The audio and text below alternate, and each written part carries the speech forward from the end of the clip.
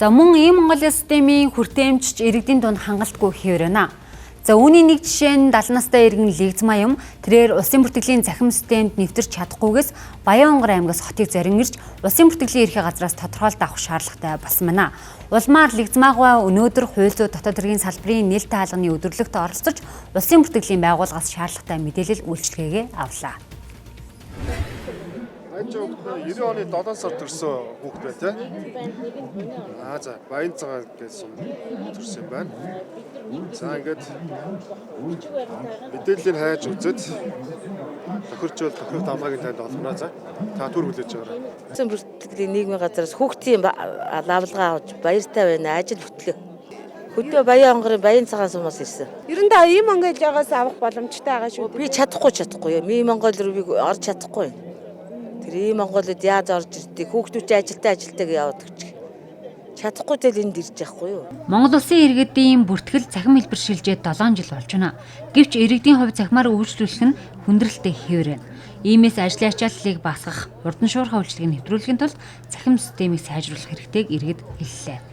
Ийм Монголоос бол яг нэг төлбөрийн баримт төлбөр тушаадаг шнэ.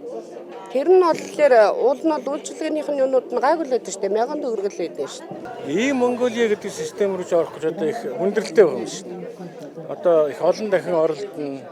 Ачаал байдаг юм уу? Үгүй бол одоо хийсэн код юу мөнүүдээ ихэр буруу байна урдаас ингэж гараад идэг. Болон код хийлээ, юугаа хийлээ. Тэгээд заримдаа бол ингээ гайгүй орчихно. Заримдаа орохгүй. Тэгээ урдаас дандаа ийм гарч ирнэ. Таны регистрийн юм уу үгүй бол юу нэ? Яг ийм нэгтэрч орох асуудал орж идэхгүй байгаа тухай та асууж байна уу? Тэгээ ер нь яг ордог л доо. Тэгсэн мэт тэрүүгээрээ буцаад орохоор ингээд заримдаа ордгүй. Улсын бүртгэлийн газарт өдөрт дунджаар 200-аас 300 иргэн өөрийн биеэр очиж тогтмол үйлчилгээ авдаг байна. Иргэд төрийн үйлчилгээний мэдээлэл авалгаа, банк, эд хөрөнгийн бүртгэл, даатгаллын үйлчилгээ зэрэг олон төрлийн үйлчилгээг тогтмол авдаг байна. Энэ мэдээллийг e-Mongolia системд 1000-аас 5000 төгрөг төлөөд авах боломжтой ч иргэдийн хувьд мэдлэг дутмаг e-Mongolia систем нэвтрэх боломжгүй байдал үүснээс үүдэн өөрийн биеэр очиж авах шаардлага үүсдэг байна.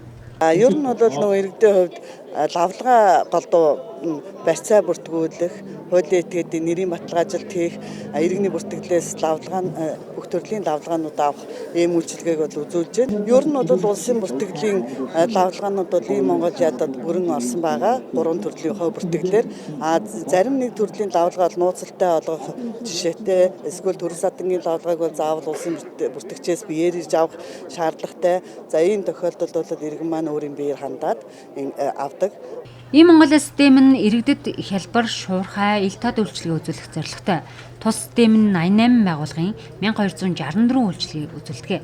Гэвч e-Mongolia системээр дамжуулан үйлчилгээ авч чадахгүй байгаа иргэд цөөнгүй байгаа юм.